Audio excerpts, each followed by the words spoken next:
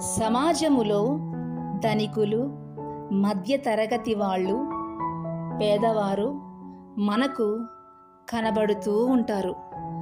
ఆర్థిక సమస్యలలో ఎక్కువగా పేదవారు ఇబ్బంది పడుతూ ఉంటారు. ఇంటి అద్దెలు, పాఠశాల ఫీజులు, చేసిన అప్పులు చెల్లించే విషయములలో చాలా బాధలు పడుతూ ఉంటారు. కొందరైతే గుండె భారముతో ఆరోగ్యం కోల్పోతారు. మరికొందరు ఆత్మహత్యలు చేసుకుంటారు. ధనవంతులైన మీరు, మధ్యతరగతి గల వారు మీ చుట్టూ ఇబ్బందులు పడుతూ ఉన్న ప్రజలపై దయా కనికరమును చూపండి.